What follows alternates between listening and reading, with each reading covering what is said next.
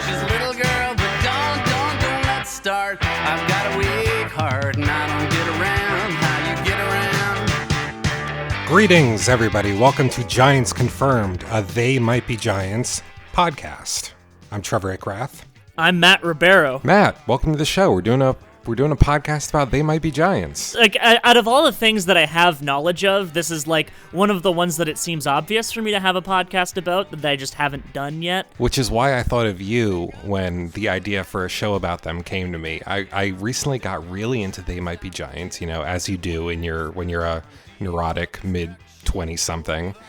And I thought, hey, this is a band worth podcasting about. Who do I know with an extensive knowledge about this group that A, is always down for doing a podcast, and B, would readily accept an invitation to a show he didn't have to produce and edit? Oh, God, yeah. You were just a natural choice. God.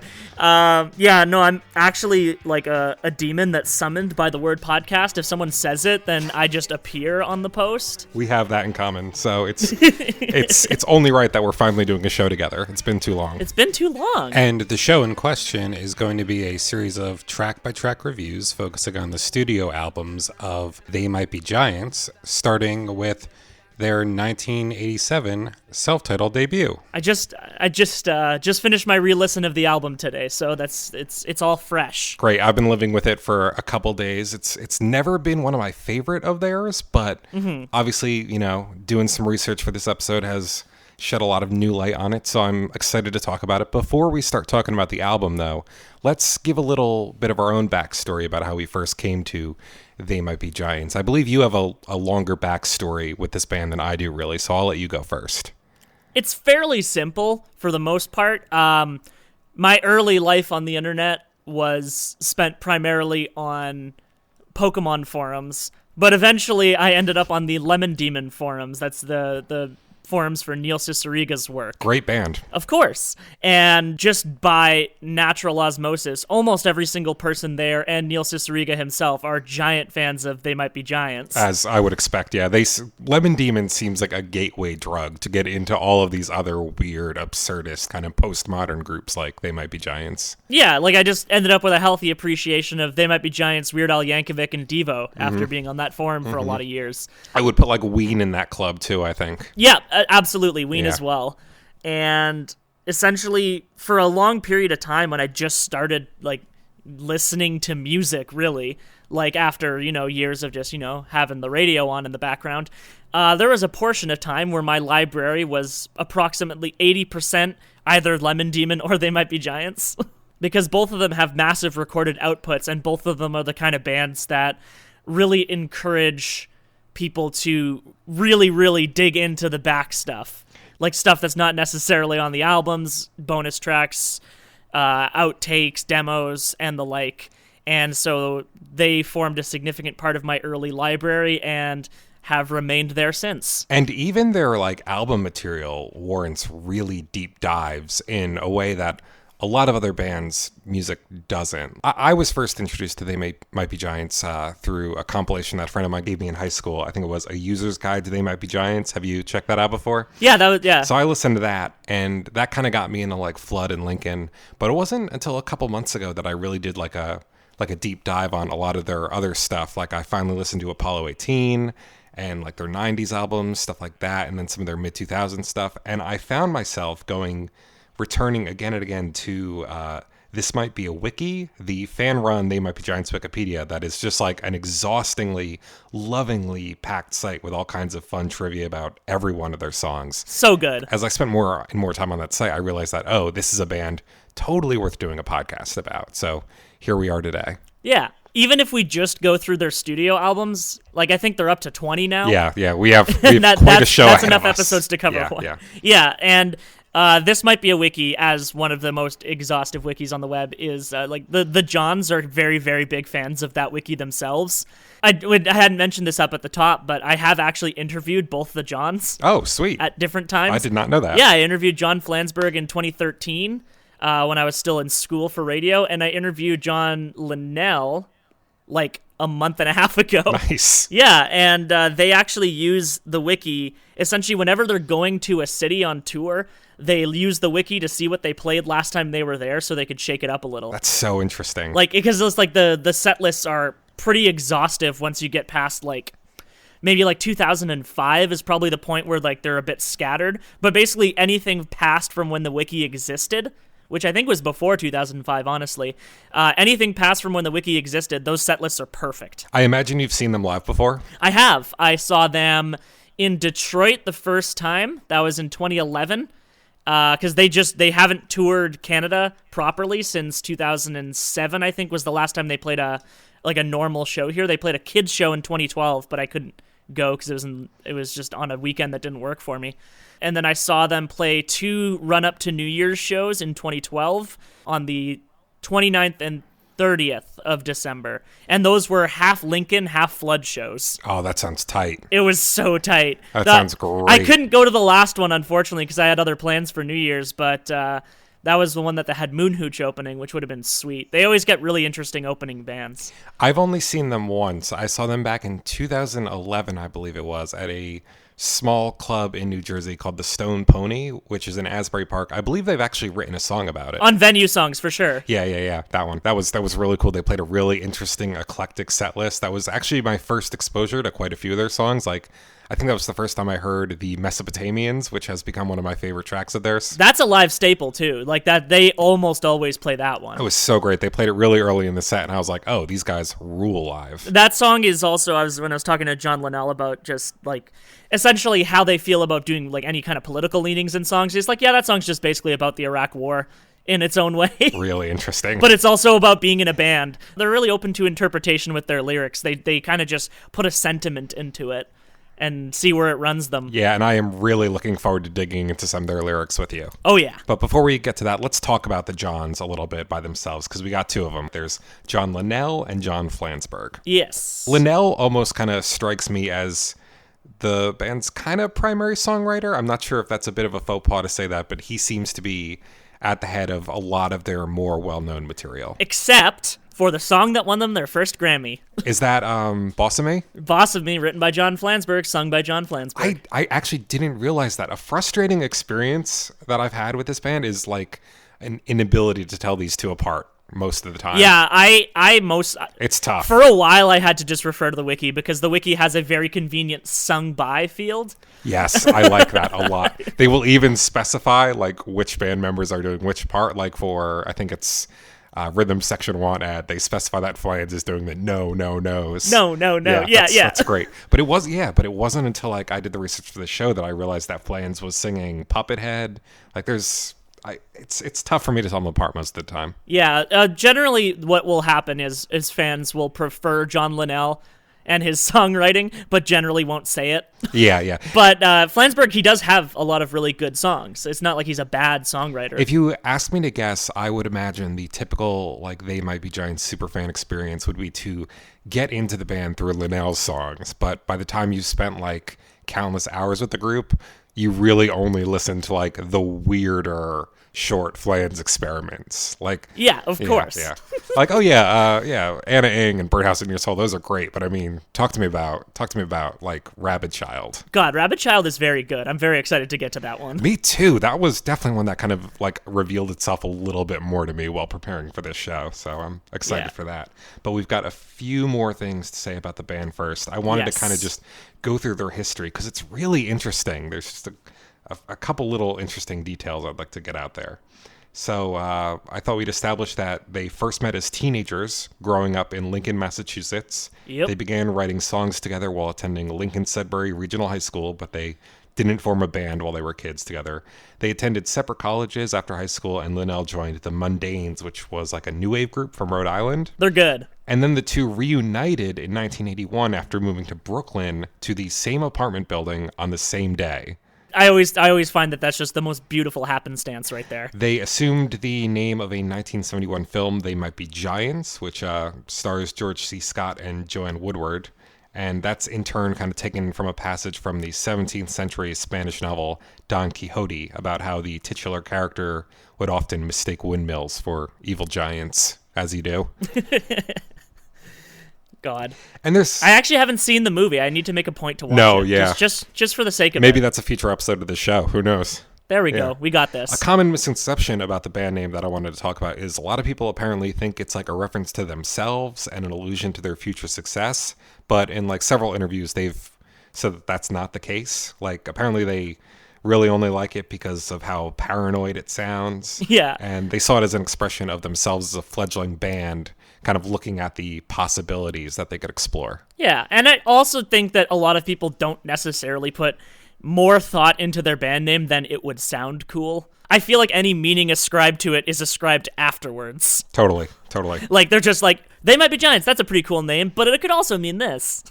And the paranoid sound really works well for a lot of their music, I think, too. Oh, yeah. Yeah. Yeah. A lot of their songs are internal monologue. A lot of them aren't necessarily sung to people, although there are plenty that are. And paranoia is a recurring theme that comes up a lot in the earlier work especially, but even in the stuff to today. So the duo began performing their own music around New York City in like the early to mid 80s. Flansburgh would play guitar and Linnell would do like accordion and saxophone, and they were accompanied by drum machines usually, as well as like pre-recorded stuff on audio cassettes. Their atypical instrumentation, along with like their quirky subject matter for their songs, quickly like drew them a large following. I almost kind of picture them at this stage of their career as like local cryptids of like the like New York music scene. Like apparently between 1984 and 1987, they served as the house band at a Lower East Side performance club, Dorinka. Yeah. And I can just like picture people being like, hey, next time you're in New York, you got to swing by Dorinka. Maybe you'll see that really weird band with the accordion player who like sings about existential fear and death and shit. I love the most about like their early days is that they would just play a lot of bills with like punk and no wave bands, which seems like so wildly different from their music and their output, but like that's just what was in vogue in the early 80s in New York City. And they like do fit in with that kind of stuff a little better than I think you might expect. Like, yeah, as I've like become more familiar with their music, I see a lot of parallels between them and like other weird absurdist art pop bands, like the Magnetic Fields, that kind of stuff. I can always see a lot of Talking Heads in their early stuff too. Totally. I feel like definitely. you can't exist in early 80s Brooklyn and not feel the Talking Heads. And like you said earlier too, Devo is definitely a big influence Yes. here. Yep. And another thing I wanted to mention is that the performances during this time would often feature absurdly comical stage props, such as oversized fezzes and large cardboard cutout heads of newspaper editor William Allen White, a lot of which would go on to show up in like their early music videos. God, the William Allen White picture is literally the favicon for TMBW, so... Great. Like, that thing is so entrenched in their imagery. So they released their self-titled debut album, which we'll be talking about today, in 1986. It became a college radio hit, and everything after there was kind of history. Talking about it would be getting a bit ahead of ourselves. So do you want to start talking about their self-titled debut? Oh, absolutely. Cool, let's get to it. Is this album commonly referred to as the Pink Album? People call it the Pink Album a lot. It's got such a striking cover. I like it a lot. It's kind of this parade of like weird stuff coming down a road, like surrounded by strange billboards. Like I think one says truth or sandwiches. I never really like take a huge amount of time looking right into that artwork. I'm just gonna open it up real big right now. It's worth taking a closer look at. I think on the TMGB knowledge base they've got a picture of the back cover too, which shows them riding on top of that giant dog that you can kind of see on the front cover. I like that a lot. I just love the sign that says 24-hour coffee, because coffee is a theme that comes up so much that it's literally a tag for lyrical themes on the wiki. There are some very interesting lyrical themes on the wikis. Like my favorite is some of my favorites are funny but sad and aversion to work.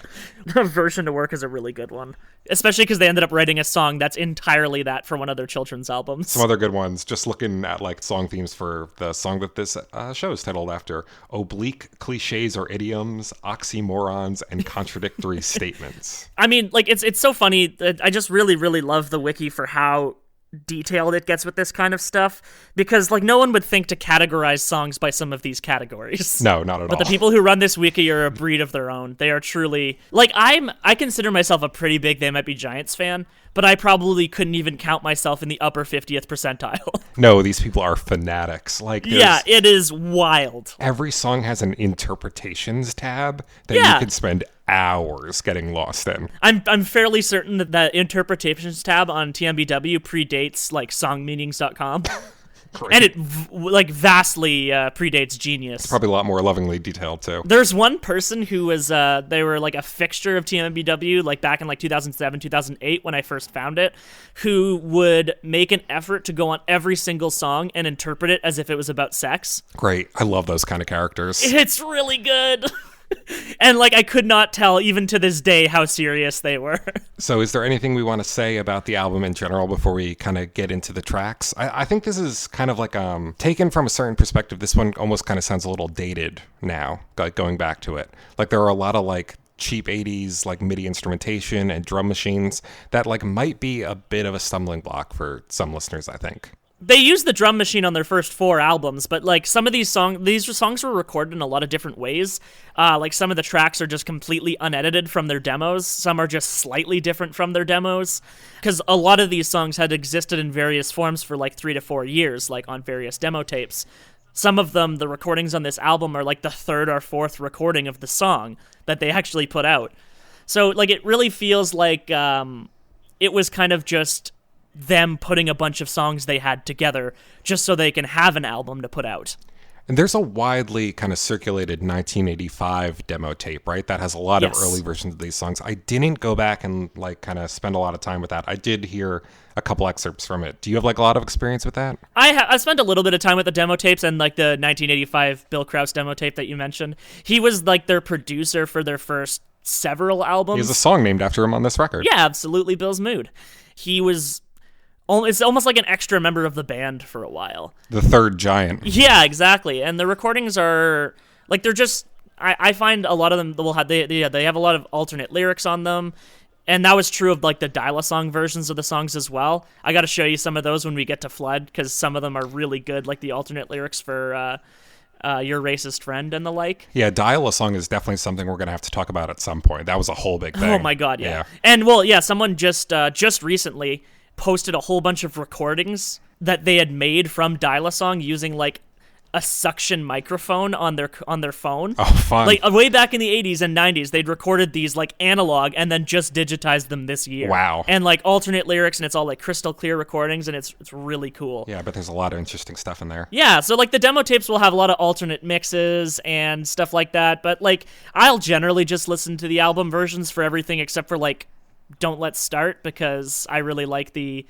single version, and so does the band because like future compilations only ever use the single version of it. I noticed that, and we'll talk about that when we get to that song. Yeah. But let's start at the beginning with track 1, Everything Right Is Wrong Again. Everything right is wrong again, just like in a long, long trailer. All the dishes got broken, the car kept driving, and nobody would stop to savor.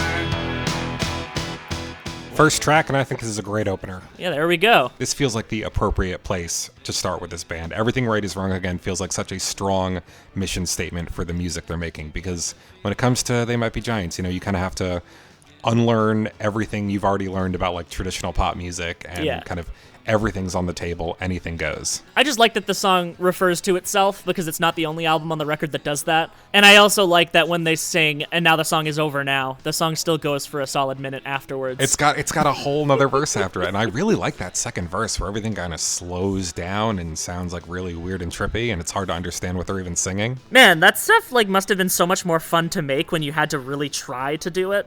Like when you're recording analog instead of digital. You're thinking about like that kind of like overdub reverb effect is a lot harder to perform when you're doing it analog. Yeah, they weren't just like putting stuff in like Ableton or GarageBand or anything like that. Pretty sure they still record analog to this day. They record a lot of analog stuff. This would have been like a really interesting record to be like a fly on the wall for the production for, I imagine. There's like so many weird sounds and effects, and I know they even kind of cheated on some of the later parts, like recording. Like, we'll talk about it when we get to Hideaway Folk Family, I think, but like some of the background instrumentation isn't actually backwards. Yeah, they have a lot of fun with that kind of stuff.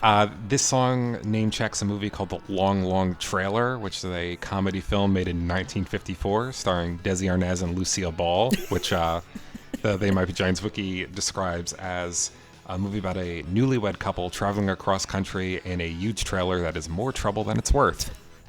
I really love oblique references. Like, it's not necessarily a winking reference, it's just a reference. Yeah, and if you like oblique references, this is definitely the band for you, I think. Oh my god, yeah, no, it's absolutely great. And it's just a point of specificity. Like, you don't necessarily understand what they're saying by that if you're not familiar with the movie. You still get the sentiment from it even if you don't know the movie. But knowing the movie makes the reference better. It works on several levels. Yeah, exactly. Some really great lyrics, too, that are, like, really indicative of, like, what we've got to look forward to through the rest of this experience. One of my favorites is draw the line dividing laugh and scream. You know everything that I know, so I know you've heard the voice that makes the silent noise. Just really kind of creepy, like, what are they talking about? But, like, also, like, wacky and inviting at the same time. Yeah, and especially just with how, like, wacky they get with the...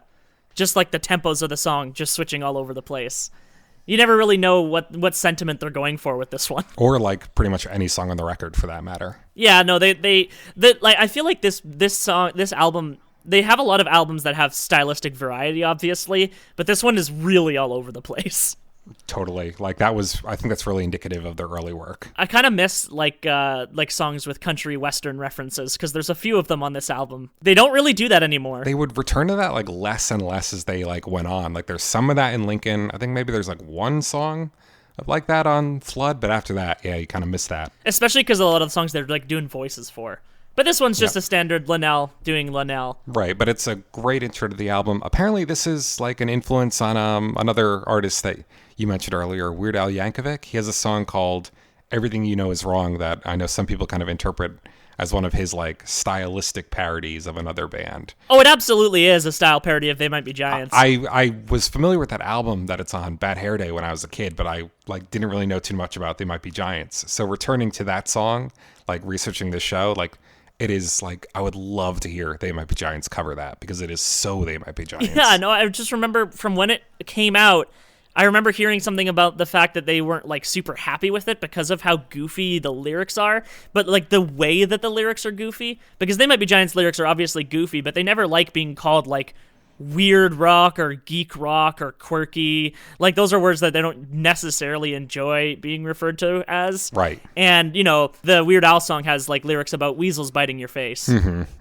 But like from a production standpoint, he really nails their early sound there. Like there's all these great little cheesy organs and drum machines. Oh, he nailed it. Like 100%. Just really well done. It's like it's a very loving parody, and you could really tell that in the way that it's done. Yeah, as are all of his parodies, I think. Yeah, no, he doesn't often come from a place of malice because I don't think he finds that fun. I don't think Weird Al Yankovic has a single malicious bone in his body. No, he's way too nice. So on to track 2. Put your hand inside the puppet head.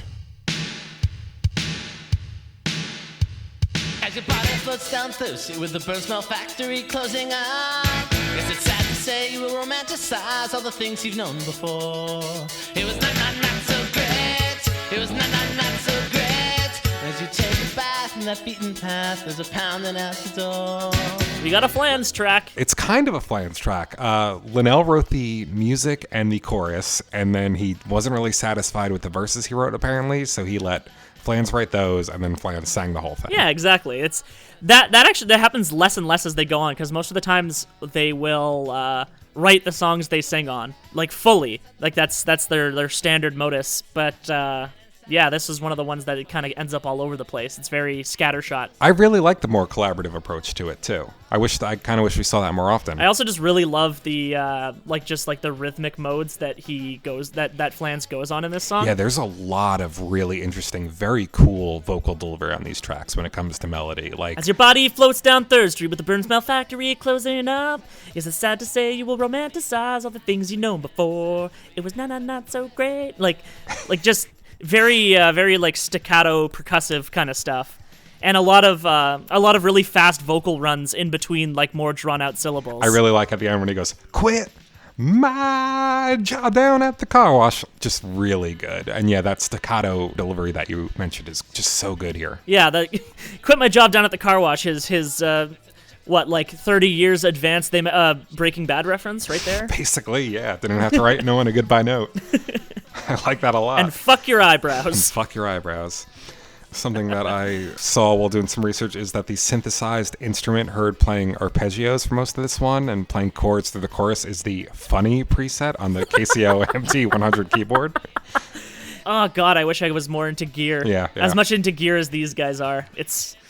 Because they like that's actually all over the wiki for this album is like what kind of keyboards they use, where they got the keyboards from, because they were so excited to talk about it in interviews. Yeah, like a lot of the instrumentation on this album is like quote unquote fake, but there's just so much interesting production stuff going into it, and like a lot of cool gear used. Yeah. One of my other favorite parts is the bridge with Flans going, "Memo to myself, do the dumb things I gotta do, touch the puppet head." Right before the quit math. Yep. But yeah, this is an early highlight. It really feels like the world of They Might Be Giants kind of opening up to the listener, I think. Absolutely. Yeah. And I don't know if you noticed the rating section at the bottom of the wiki. All the songs are rated out of the total of 868 unique songs found on the wiki. I did not notice this. Let me run to that. So this one's at number 19. It's one of the, I think out of the tracks on the album, it's one of the higher ones. Huh. Because they're all over the place. You got some songs in this album that rank in like the low 600s, and then you got ones like this that are right near the top, along with She's an Angel and Rhythm Section 1 ad. Two of my other favorites, definitely. Yeah. Let's keep going though. Number 3. There's only 2 songs in me, and I just wrote the third. Don't know where I got the inspiration or how I wrote the words. Spent my whole life just digging up my music's shallow grave for the 2 songs in me, and the third one I just made. I like to imagine the line about the president in this song. I'd like to imagine Ronald Reagan actually saying the words ascribed to the president, because of course Reagan was president when this album came out. What does the president say again? If you only got 2 songs in you, boy, what do you want from me? Great. But yeah, this is one of those ones that you kind of referenced earlier. It's like a bit of a country song. Yeah, and also a song that refers to itself. Yeah, totally. Entirely, the whole song. That's the whole bit. Very self-referential. Yeah, it's apparently the third song that they actually learned to play. And I'm not a big country fan, but I really do like these early country experiments we see from this band because, like we said earlier, they grew up in Massachusetts. So I just see this as them kind of putting their own unique spin on the kind of music that they must have been surrounded with as kids growing up. Yeah, and they absolutely just put like accents on for these songs, and they're so good. Very highly affected. Yeah. John Flansburgh got the fake patois, and John Linnell got the fake patois. Great.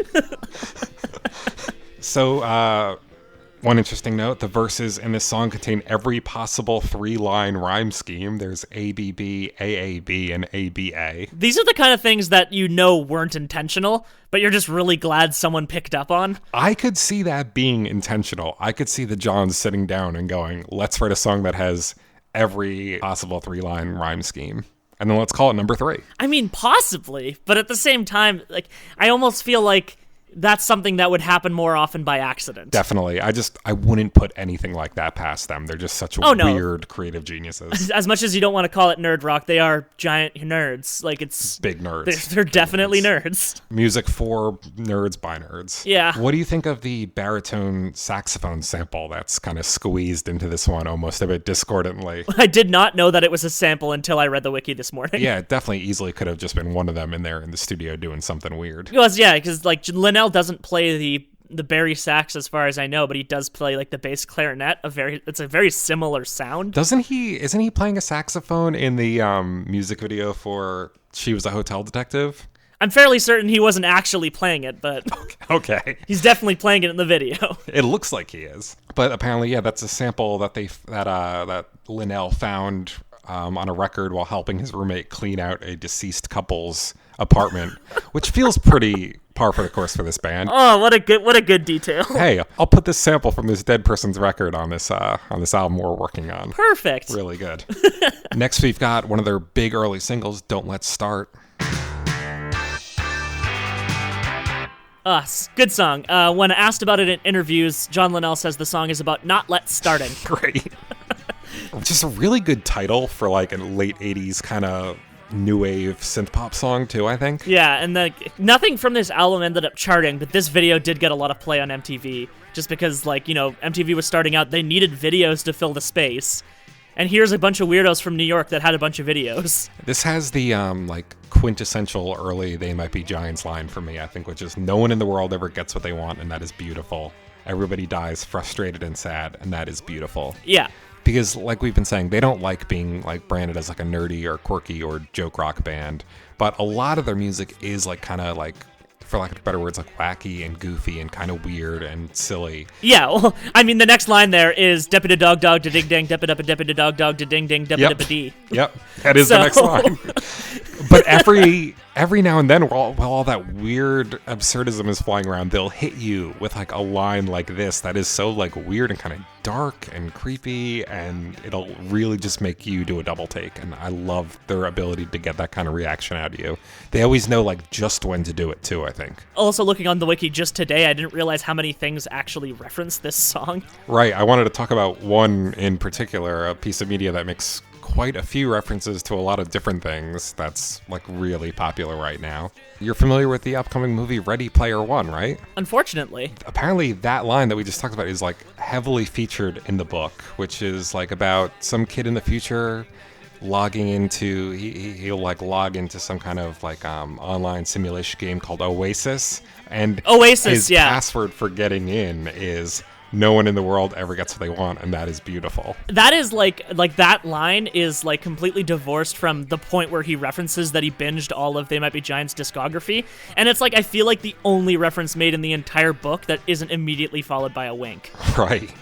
Because like my friend just read through the entire book in 2 days while like sending us excerpts, because you know how like when you say something sucks, someone's like, well, you should actually read it. Yeah. Me and my friends like to take that as a challenge. So she read the entire book in 2 days and hated every minute of it because it's bad. It sounds insufferable. Oh, absolutely. And at one point he's like the whole premise of the book is that essentially culture stopped after like I want to say like the late 90s, because this guy who created this simulation was obsessed with the 80s and hid an Easter egg in his game that would essentially give the person who found it a bunch of money and also control of this virtual reality. So culture stopped because everyone became obsessed with the 80s so that they could win this competition and get a bunch of money. Ugh. So he says that he binged the entire They Might Be Giants discography, which, like, if culture stopped in the mid-90s, would be like 4 albums. And their albums aren't long. Their albums aren't actually long. Like, they have 19 songs on them, but they won't break an hour. If it stopped in the 80s, it would be what? This album and Lincoln? It would be 2! It would be 2 albums. Fuck Ready Player One. So you said you prefer the single version of this song to the album one. Yeah, because it has the... Like the overdubbing on the I don't want to live in this world anymore, and that's really the biggest difference, other than like some instrument overdubs at different parts in the song. But just like the I don't want to live in this world anymore sounds so much better on the single version, and that's like a really central part of the end of the song because it's between the choruses. I usually listen to this version, but I did check out the single one while kind of preparing for this one. I know that's the one that they, like you said earlier, they squeezed that one onto a lot of their compilations and stuff like that. It's the one on User's Guide. I must have heard it back then, but I wasn't super familiar with it. There's not a huge difference between the two. It's really just that one overdub part. Yeah, and I think they consider it the definitive version, so that's why it's the one that they put going forward. Like even then the earlier years, which is essentially supposed to be like, these are the things we released at this time. Even then, they changed it to the single version. I really like that album cover for that with the ship in the bottle. Oh, it's very good, yes. Very good, very good. They're really just generally very good with album art, and like I feel like that's something worth even discussing in its own episode, because like they have so many different people involved in the artwork of the band. Just the general aesthetics of the group are always so on point, I think. Yeah.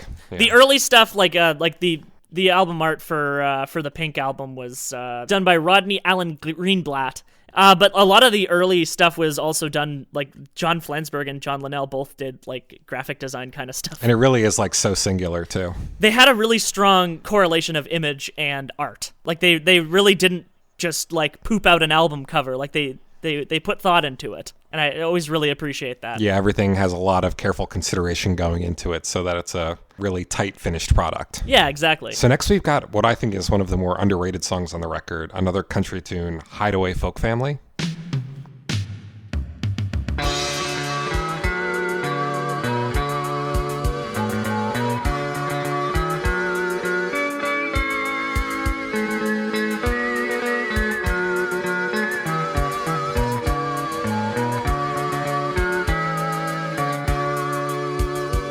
I like this one a lot. Yeah. The subject matter, not super into it, but like this is definitely one of the most beautiful moments on the record in terms of like songwriting and vocal delivery and just arrangements. I really dig everything going on here. Yeah, it's got like I really really like the harmonies that they do in the chorus. Oh, the harmonies are so good, and this Flans is doing lead here, and Linnell's backing him up, right? Yes. Just the vocal chemistry is fantastic. One of the probably the best on the album. For two guys with really nasally voices, they managed to do some really impressive harmonies. It's beautiful. I love it. They're just so in sync with each other, and I think like that's something that's really stuck together while they've been a touring band for a bajillion years. Like they've never been a band that stopped, and I find that fascinating. That's great. I think that if there's anything that solidifies They Might Be Giants as like one of the like classic great bands of all time, it's the fact that they've just always managed to keep doing what they're doing. Yeah. Because being in a band for as long as they have, yeah, especially one that's just like two people, I feel, that can't be easy. Yeah, it's like the other members of the band are like, more strongly integrated now. But then even then, like I'm pretty sure Marty Beller's been in the band since like 2006. So they're running it like over 10 years with this lineup even. Yeah, it's really impressive and respectable. A lot of the members of the band have been there since like the mid 90s. I'm pretty sure Danny Weinkauf and Dan Miller joined probably right after John Henry, where they kind of just assembled whoever they needed to do a full band album. I have very limited knowledge so far of their like non-John personnel, but we'll get to all that later on down the road. Yeah, don't fact check me on this. They Might Be Giants fans. It's fine. We'll get there. So this is the song I mentioned earlier that has the fake backwards singing on it. Like it's got vocals that sound like they're backwards, but apparently in an interview, Linnell has said like it's just him and Flans singing forward, just going like nyap, nyap, nyap, nyap, nyap, which like makes me think of like Twin Peaks or something like that. I think didn't they record like the backwards vocals for that by learning how to say the words backwards and then reversing it to go forward? Yeah, which is funny because They Might Be Giants ended up doing that again on Apollo 18 on Dinner Bell. But yeah, like that would have been right after Twin Peaks, so I feel like it's almost like a two-way reference stream. Definitely. I feel like David Lynch would like They Might Be Giants. Oh yeah, they've got the same kind of taste for the absurd, I think. Yeah, but it's like I can't think of anywhere where they would have crossed in any way. Would have been great if They Might Be Giants showed up at the Roadhouse in that third season of Twin Peaks. That would have been wild. Fuck, that would have been good. What would they have played? Careful What You Pack, probably, from the Elves. Interesting. Something that would actually fit in the sonic universe of Twin Peaks. Sure, I could see that. Or they'd play number 3 and it would just be like a country jamboree. Great, that would also be good. I really like the bridge of this one too with the astrology report. Yeah. Hello, this is Leslie Down with the Daily Home astrology report. Taurus, contemplate domestic turmoil. Aquarius, abandon hope for future plans. You're not a Taurus or Aquarius, are you? I am not. I am a Libra. I would love to just have my astrological sign shouted out in a They Might Be Giants song, though. I'm a Leo. I mean, you could always just go to a Weird Al Yankovic song for that. I remember that one too. Totally forgot about that song. Jeez. So good. Somebody needs to do a Weird Al podcast. Not me. Not me. Someone else. Somebody else. Another great lyric from this one is sadly the cross-eyed bear, which is kind of a mutation of like it's an old Sunday school joke or something, I guess. Like they would take hymns that say the cross-eyed bear and turn it into the cross-eyed bear. Yeah. Which reminds me of how I first heard the lyric from You Ought to Know by Alanis Morissette. Yes. Yeah. Literally what I think of every time I hear that phrase. It's not fair to deny me the cross-eyed bear that you gave to me. I remember first hearing that song and like being aware that it was about a breakup. So I just thought the speaker and their former partner had like purchased like a cross-eyed stuffed bear at some point and they were fighting over it in the breakup. Yeah, exactly. I want to give Alanis Morissette like a plushie of a cross-eyed bear. I'm sure she'd really appreciate that. Of course. One last thing about the song I wanted to say is that traditionally when they perform it live, apparently they request the audience to scream as if they're in hell during the bridge. I'm really sad I've never heard this song live. That sounds amazing. Yeah, I can't even imagine seeing them do the vocals for it. What do you think of this next one, 32 Footsteps?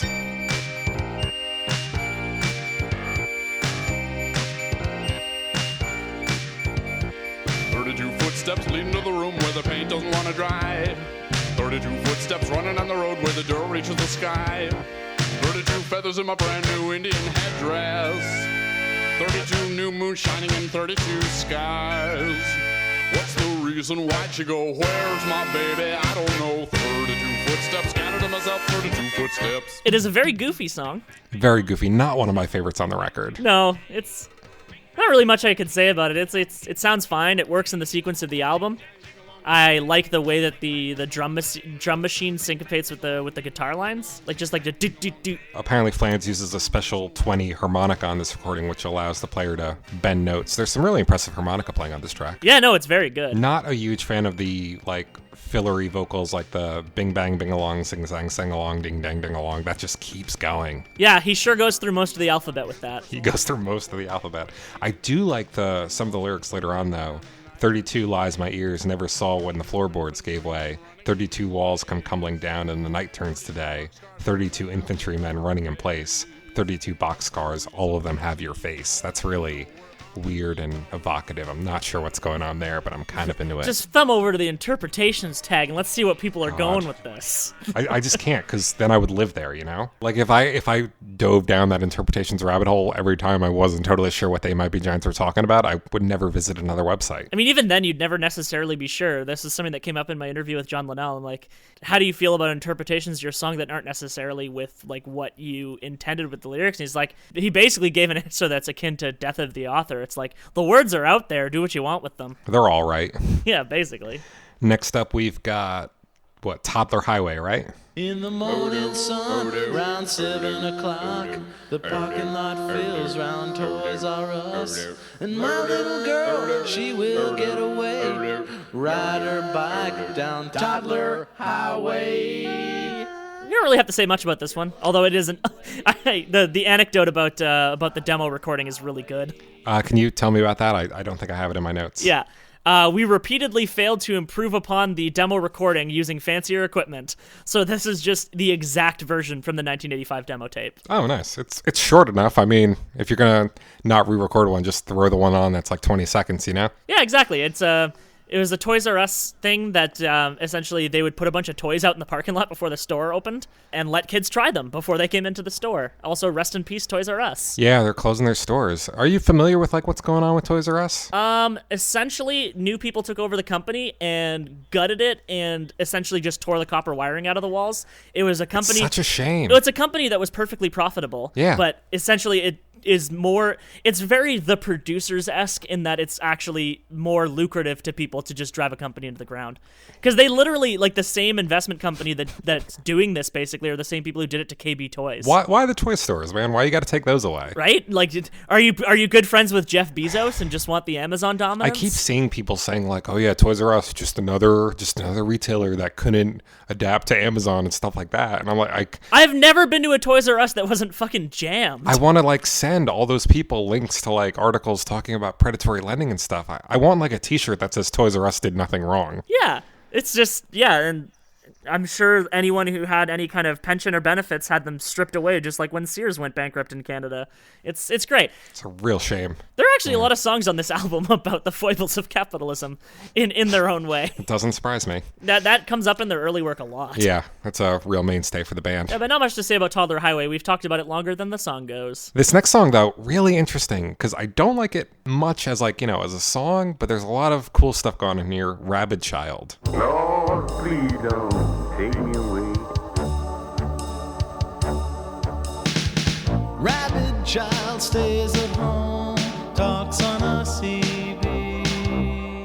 Again, I didn't know much about this song going in. I just thought it sounded really fucking cool. The synth lines that go through the verses are they're basically like an organ. So yeah, this is another pretty short Flans track that's really weird and unconventional and has some strange instrumentation going on. And this one is about kind of a child who stays at home and just spends all their time talking on their CB radio to a couple of their friends. I always felt like this one is kind of akin with Chess Piece Face. Well, it mentions Chess Piece Face. Yeah, exactly. It's got that reference in there. I feel like they're just two sides of the same coin. They're about someone who's really isolated for totally. Yeah, various this one reasons. it's just a really effective portrait of an outcast whose only form of communication with the outside world is through a hobby that she and her peers don't even really know much about.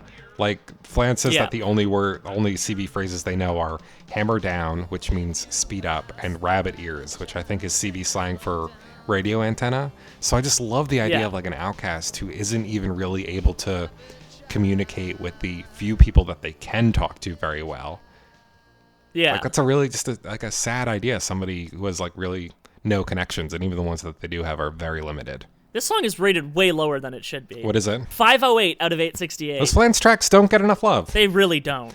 Have you read about the bizarre music video for this one they apparently filmed but never really released? No, I actually have not seen much about that. Like I think I remember trying to track it down. Apparently it features the Johns and Bill Krause in masks, Of and course. Linnell playing an accordion with a large bicorn-like hat on his head. It was recorded in Flan's old apartment with regular video cameras, and I think the camera was positioned in one room shooting into his kitchen. So that was pretty much the whole thing. The full video was never really released or seen publicly, though a short clip was included in Gigantic, their 2003 documentary. Good documentary. A.J. Schnack, the film's director, really fought for its inclusion, apparently. I promised fans that I would ask John and John about including the full piece and was quickly but politely laughed out of the room. Right. That's really good. Now we got Nothing's Gonna Change My Clothes. Another good Linnell track. All the people are so happy now, their heads are caving in. I'm glad they are a snowman with protective rubber skin, but every little thing's a domino that falls on different dots and crashes into everything that tries to make it stop. I like this one a lot, and it's a really good mid-record, mid-show climax. I think a good side A closer. Yeah. Although I could not begin to tell you what this track is about. The lyrics are really weird. I think it's just Linnell stringing turns of phrase together. Probably Don't just- Let Start is also very like that. There's not much on the wiki for this one either. It's just originally titled Nothing's Gonna Change My Clothes. The song's title is a reference to Nothing's Gonna Change My World from the song Across the Universe by the Beatles. Cool. That's all they have, and then it's just the lyrics. And the lyrics are just, all the people are so happy now, their heads are caving in. I'm glad they are a snowman with protective rubber skin. What's that mean? If a snowman has protective rubber skin and he melts, the water will stay in the skin? So is that, I is guess. he saying that we're all just snowmen with protective rubber skin because we're all 90% water or whatever? The only line I could ever really think of off the top of my head is just a pair of shiny marble dice. Some people call them snake eyes, but to me they look like mice. Right. Because just the way he sings that line is Yeah. really good. I also really like, in the mirror, it reflects a tiny dancing skeleton because dancing skeletons are, I don't know, just for some reason an image I associate a lot with early They Might Be Giants. Which now they're just a meme thing. Just a meme thing. So Oh, we're coming up on the next single. another single and the opener of side B, She Was a Hotel Detective.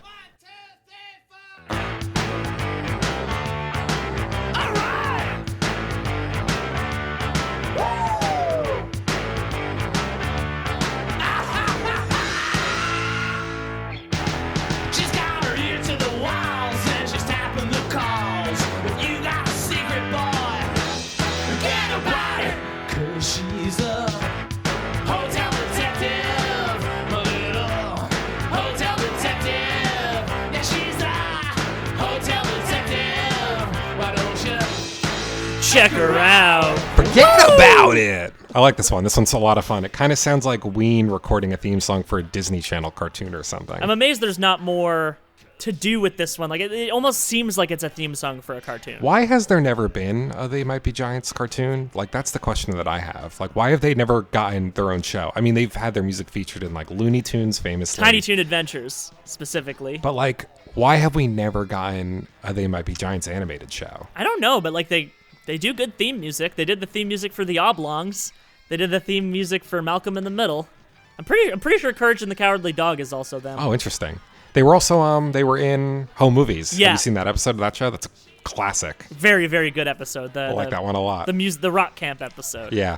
And this song has a music video that's kind of almost like a half They Might Be Giants cartoon show because it's got animated depictions of the band kind of exploring a hotel intercut with a really rockin' live performance that we mentioned earlier that has Linnell kind of fake playing a saxophone. Yeah. And Flan's really mugging it for the camera, which is great. The cartoon Linnell does not look like him at all. Not really. They just did not nail that likeness. Yeah. Yeah. It's hard to not get Flans right though. You put some big ass glasses on him and you got it. But yeah, I would really love a cartoon show about these guys. Even a Flight of the Conchords-esque series where it's just about the two of them. I would really enjoy seeing that. I feel like there's no way that they would play themselves in such a thing, but I feel like you could get people who could do passable impressions of them. Yeah, I mean, just put that nasal on. Put that nasal on. Put that nasal on. One more quote I have about this one from Linnell that I wasn't really able to find any additional details about, which is a little disappointing. He said, "The record company chipped in for John's hospital bills after he injured himself recording the guitar solo on our single Hotel Detective. Now that we know his blood type, it makes performing the song a little easier." That's very, very good. They give good interviews, I gotta tell you that. They're interesting fellas. This next song is definitely one of my favorites. She's an Angel. Maybe like my number one on the record. As far as the wiki is concerned, it is their number 6 song of all time. Well deserved. It's the second highest ranking of songs on the album. Don't Let Start is at number 3. Okay. This one is such a joy of like weird little anecdotes and charming details. Like, I love the fact that John meets the angel at a dog show. Yeah. And then they drive around in Shiner cars. Like, yeah. Love the whole thing. Everything going on here is great. This has been on a lot of different releases as well. Because this one very often will make compilations. I love the way this one slowly unfolds. Like, it's not until 30 seconds in until the beat picks up and Flans comes in with that like weirdly out of tune guitar. Yeah, very good. And then the chorus absolutely like lifts off when Linnell picks up his accordion. When you're following an angel, does it mean you have to throw your body off a building? Somewhere they're meeting on a pinhead, calling you an angel, calling you the nicest thing. I heard they had his best program. When they sing, you can't hear, there's no air. Sometimes I think I kinda like that, and other times I think I'm already there. Very, very good slide guitar playing on this one. Is it a real slide guitar? I saw a quote from Flans where he talks about how, like, I think it might just be like a regular guitar in an alternate tuning. Oh, no, it's fancy tuning. Yeah, the high E is dropped to a D, and that makes it sound like the slide guitar, and it's so cool. That's just virtuosic playing right there. They really don't get enough credit for that kind of stuff, I think. Oh, no.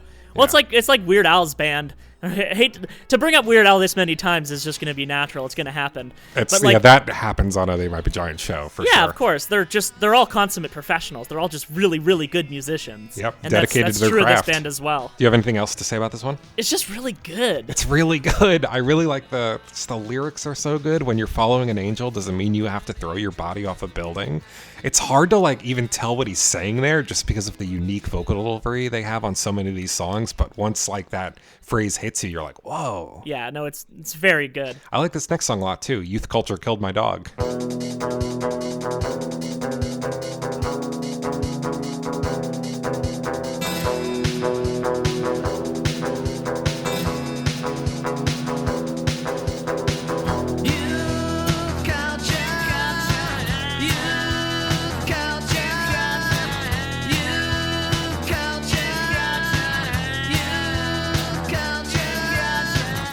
A song about people who are very get off my lawn. Like it just seems like the natural conclusion of that line of thinking. These damn youths and their stuff today ended up killing my dog. My dog killed himself because he's so out of tune with the youths.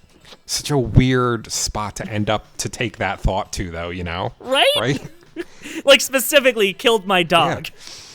It starts out with this kind of like James Bond bass line, which the first time I heard it, I was almost worried that it was going to be like some kind of spy paniche or something, but then it turns into like one of the best jams on the record. That's just about like toxic music scenes and all kinds of weird stuff. Yeah, it's like I feel like if they were really entrenched in like the no wave and punk scenes, they'd get to hear a lot of this kind of shit. Definitely, yeah. This is very much like a song about that kind of stuff, I think.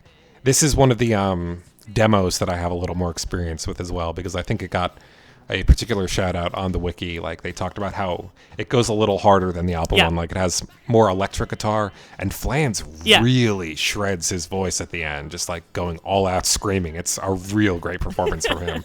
It's really good. I don't really think I can choose between the demo and the studio version in this case. And yeah, I was saying earlier, like a lot of the songs have been re-recorded a lot of times. Bill Krause said that this was the one for the album was either the 4th or 5th recording of the song that they'd done. So it was one of the ones that they'd been doing a lot of work with over the years.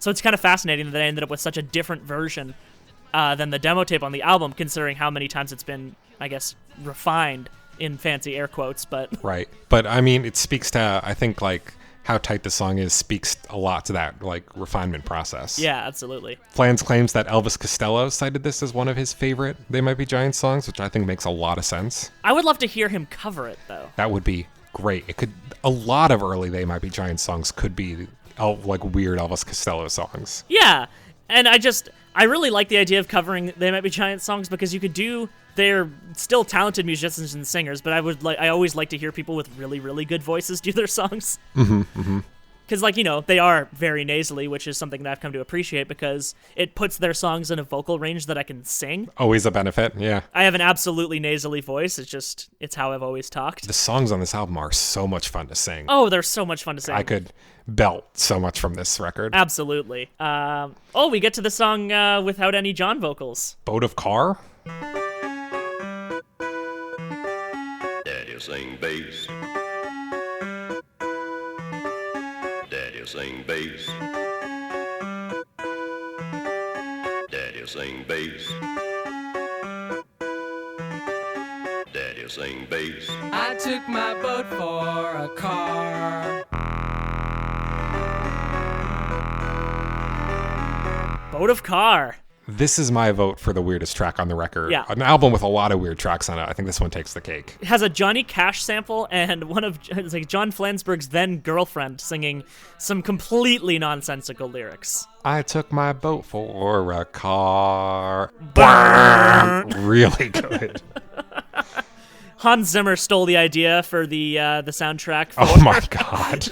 for Inception from the Bombs from this song. I need like a recut of the Inception trailer with just that. Just Boat of Car right playing. Great. But yeah, this is a really weird one. I think the friend of mine that introduced me to the user's guide was a particular fan of this one. They were really into just how weird it was. Yeah, I thought this song was on User's Guide, but I guess it's only on the Dial-A-Song compilation.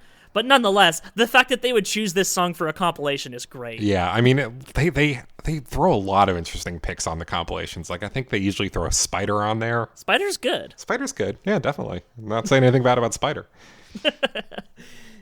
There's not much to say about it, though, I suppose. No, it's pretty short. Pretty short. I just really like the way that the traces of your fingernails that run along the windshield, it's basically it's like a declining scale.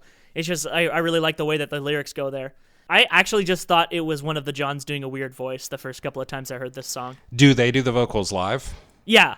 Okay. When they do first album shows, they play it because they rarely skip songs when they do album shows. They will, and we'll get into that when we talk about Lincoln.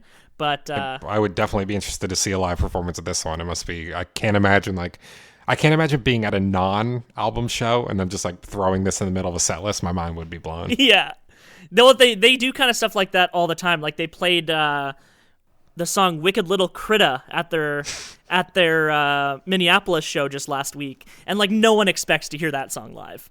That's great. I love that they do that kind of stuff. There's a lot of bands that do a lot of deep dives for their live sets, but I feel like no one does it quite like They Might Be Giants or the Mountain Goats. Nobody has as weird deep cuts as this band, I think. Yeah. We get Bill Krause's song in the next track. I was born in a lighthouse, my mother was the sea. I called school each morning when it occurred to me that life's just a mood ring we're not allowed to see. And this is what it said to me. Absolutely Bill's Mood, which is apparently a bit of a Bob Dylan reference. He would throw on irrelevant emphatic adverbs to his songs like Absolutely Sweet Marie and Positively 4th Street and obviously Five Believers. So that's an interesting shout out he gets here. I know so little about Bob Dylan, I would never have noticed that. Apparently, some interesting trivia. In 1987, the band threatened to sue the electronics chain Crazy Eddie because of a commercial they claim used parts of one of their songs, Mr. Me, and this track. I'm just trying to imagine the context in which you thought this song would be appropriate for an electronics commercial. How'd you make that work? I really don't get it. I also like that this song had the guitar track for this song was literally from an answering machine recording. Interesting. The guy who they had on it, Eugene Chadbourne, a Frank Zappa, Captain Beefheart collaborator. Of course. They wanted him to do guitar for this song, and he gently played his acoustic guitar into Dubway, the studio where they record. They recorded right into the answering machine without musical accompaniment or guide. Turned out pretty okay. Yeah, no, it works. Yeah. I really like the weird bridge with that sampled thank you, thank you, thank you. It's good. Really interesting track. There's gonna be a lot of me just saying it's good. It's good. Don't necessarily have something to say about it, but it's good. You just love to hear it. Do you have much to say about this next track, Chess Piece Face?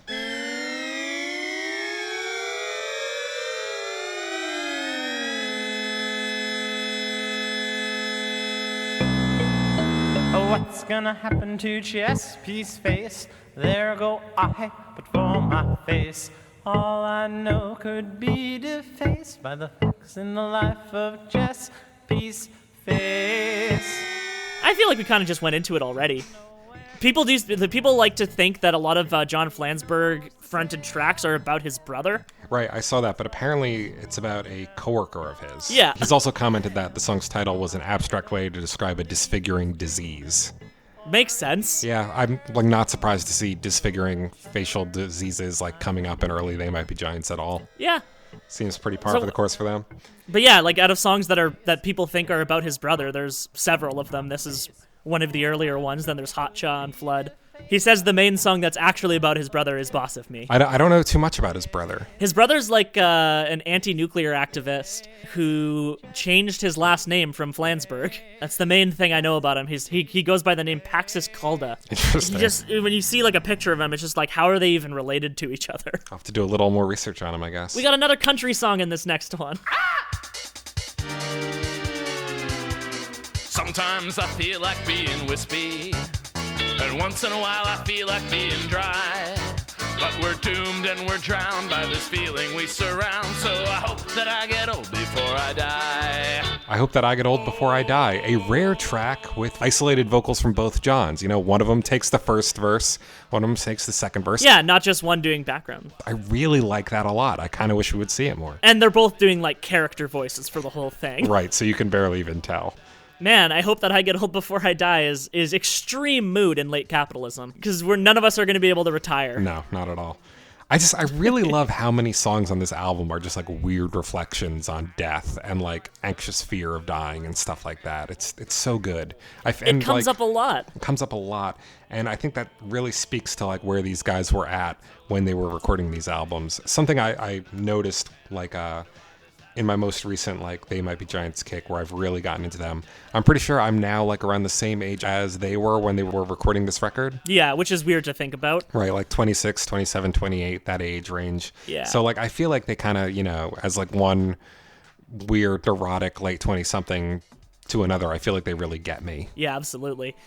I just love songs about like capitalist anxiety. It's just very good. They've got another one for you then, Alienations for the Rich. This song is dedicated to all you modern-day troubadours out there, and I think I know who you are. I gotta get a job, but got to get some pay. My son's gotta go to art school. He's leaving in 3 days, and the TV is in Esperanto. You know that that's a bitch, but alienation's for the rich, and I'm feeling poorer every day. A lot of fun lyrics in this one. I really love the opening. I gotta get a job. I gotta get some pay. My son's gotta go to art school. He's leaving in 3 days. Is this one of the only songs where they swear? I can't think of too many songs where they swear, but here Flan says, you know that's a bitch. Yeah, there's a couple of songs where they swear. They're mostly they're more foul-mouthed than live performances than anything else. Right, okay. That I makes sense. Palindrome I has Son of a Bitch in it. Oh, yeah, of course. That's the other big There was one. literally a thread in the They Might Be Giants Facebook group this week about swears in songs. And I think there's something on the new album that made it come up. So Flans originally wrote this while in an earlier band called the Turtlenecks, which I think is a great name for a band. And you know, a lot of They Might Be Giants songs are kind of, as we've talked about, hard to interpret, but here we actually have like a pretty solid quote from Flans explaining exactly what this one is about that I kind of wanted to read. Yeah. He says, it's actually not a concept we invented, and I can't remember the older iterations of the expression, but the current popular expression that runs parallel is first world problems, although I would never want to make a song called that. The notion is that because their troubles and issues are immediate, working people don't have time to feel alienated from the world in the abstract, highfalutin way that existential dread is described. that seemed like an interesting point of view to write a song from. Just like Oki from Muskogee has an interesting point of view that isn't necessarily first-person direct. But the more I write about the whole concept here, the more suspect the basic notion seems. It's really good. Oddly transparent for them. Right? I mean, they're pretty forthcoming in interviews. Like, they write a lot of really abstract lyrics, but when you ask them about things, they'll generally roll with it. If they have a full idea and a good recollection of what they're actually thinking. Which I really appreciate, Yeah. especially as somebody who's recently launched a project devoted to talking about their material. Yeah. Yeah, no, it's very, very useful for us to use. So this was one of the songs played at their very first live show, and apparently Flans introduced it as a song that was written by my father, Mr. Earl Flansburgh. I feel like they're just being goofy at that point. They like doing that, don't they? Oh, yeah. Next up, we've got The Day, which is like one of the more perplexing tracks on the album for me. The day Marvin Gaye and Phillips got married, the trees all waved their giant arms, and happiness bled from every street corner, and biplanes bombed with fluffy pillows. Yeah, I don't really have much to say about it. I almost always skip this song when I'm listening to the album, and it's only a minute and a half long. It kind of references like a fictional wedding between Marvin Gaye and Phil Ochs, an American protest singer from the 60s. Yeah. So where are you going with that, buddy? Really kind of weird, surrealistic piece that doesn't really end up going anywhere, but hey, maybe some people are into it. Rated number 778 out of 868. Doesn't surprise me. No one likes this one. This last song on the record, though, the closer, might be my favorite on the album, though. Rhythm Section 1 ad. In a world we call our home, there's lots of room to roam. Plenty of time to turn mistakes into rhyme. There's a place for those who love their poetry. It's just across from the sign that says prose only. So if you like a band with a chick singer, say, grab a D's while the drum on. If you dig me to the R&DC with a look to the way we know. For everyone with dollar signs in his eyes, there must be hundreds that look at you as if you're some kind of rhythm section wanted.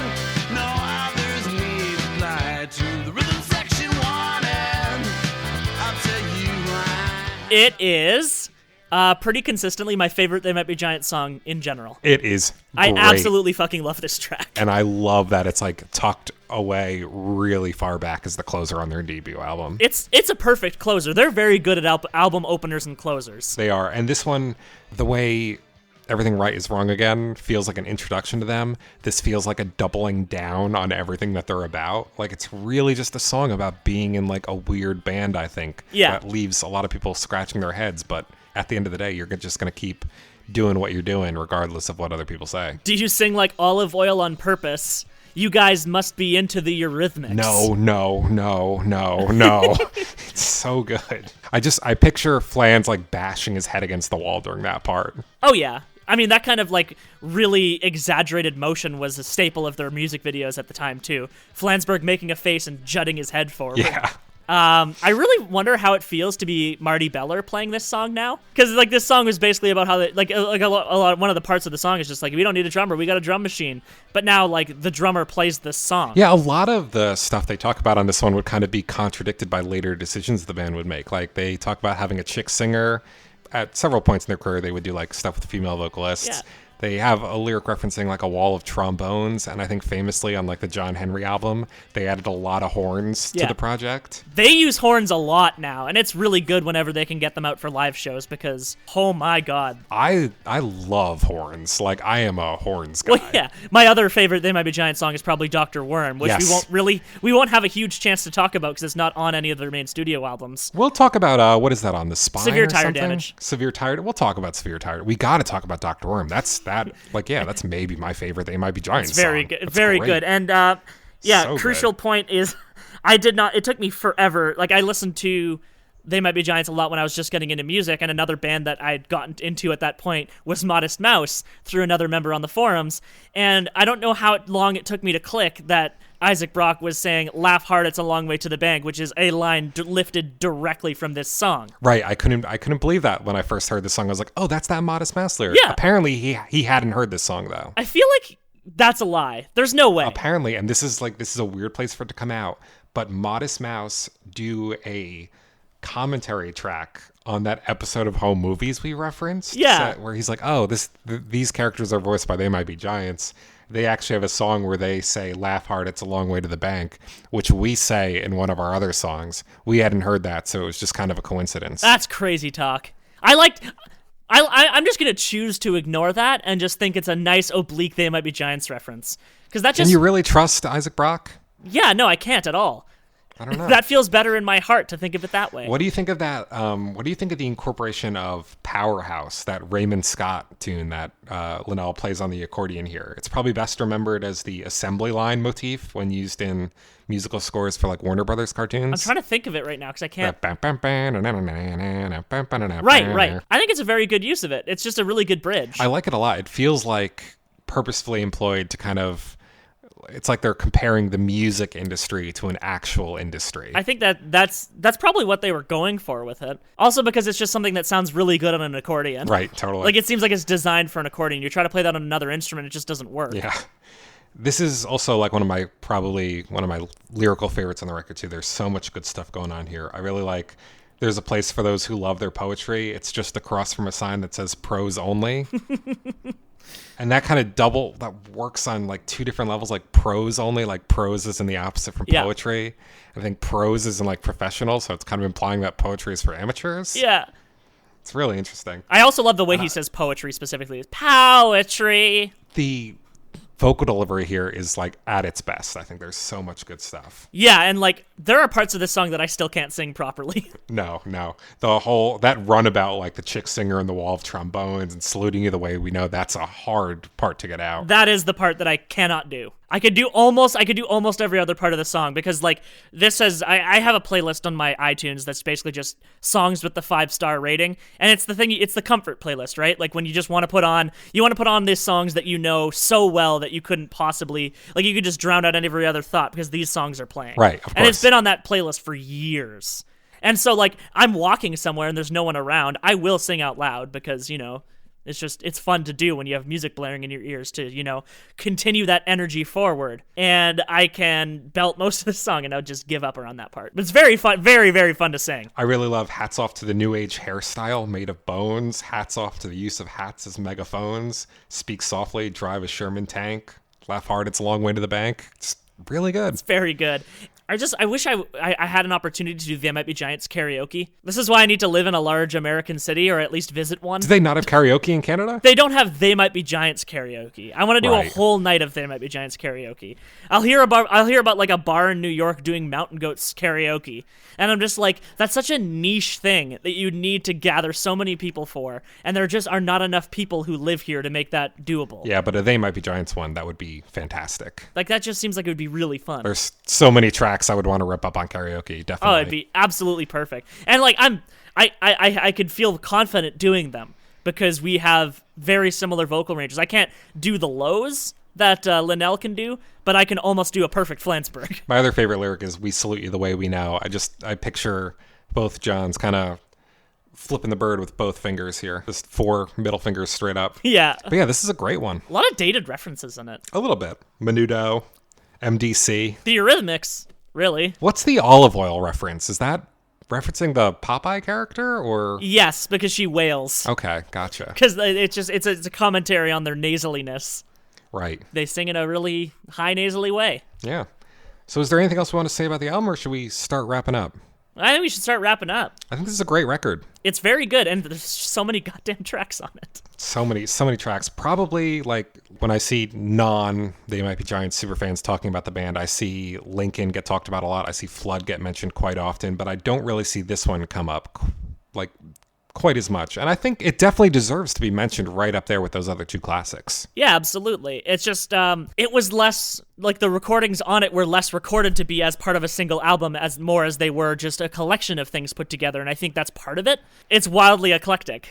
Yeah, you kind of get that feeling, but at the same time, it does gel together too. Yeah, it does. The sequencing on this album is is perfect. Which is tough when it comes to a 19-track right? record. Why would you Yeah. buy an album with less than 19 tracks? Our album has 19 songs. I actually, in my time spent with it, I actually kind of, this is something I do because I'm like a weird anal kind of guy. Yeah. I came up with like a abbreviated version of this that I kind of wanted to pitch to you. It's like a 10-track, 24-minute version that I think would be a good primer for anyone who doesn't really have time to wade through all of the more absurdist kind of experiments they throw in between the other like highlights of the record. I could see that working. So I wanted to kind of just pitch you the track list and see what you thought as a kind of a more seasoned They Might Be Giants fan than I am. Yeah, of course. So side A, I think would be Everything Right Is Wrong Again, Put Your Hand Inside the Puppet Head, Don't Let's Start, Hideaway Folk Family, and Nothing's Gonna Change My Clothes. Mm-hmm. You know, pretty tight, 5 songs. That's like 12 minutes. Yep.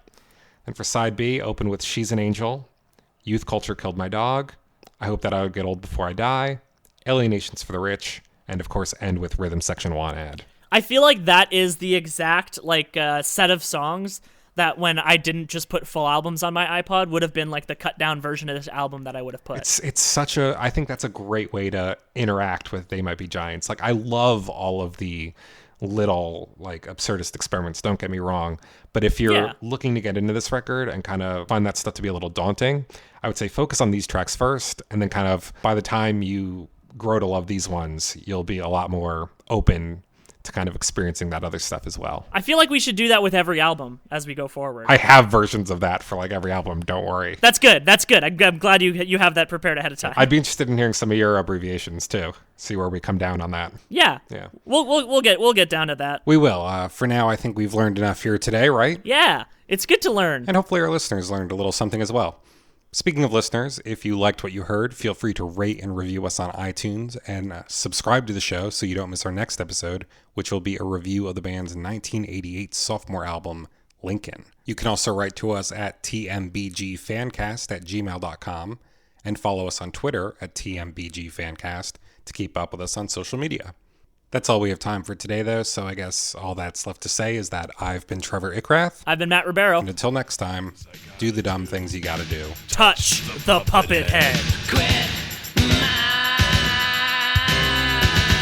shut down at the car wash. Didn't have to write no one a goodbye note. They said the check's in the mail and I'll see you in church. And don't you ever change. If the puppet head was only busted in, I'll see you after school. Put your hand inside the puppet head. Put your hand inside the puppet head. Put your hand inside. Put your hand inside. Put your hand inside the puppet head. Put your hand inside the puppet head. Put your hand inside the puppet head. Put your hand inside.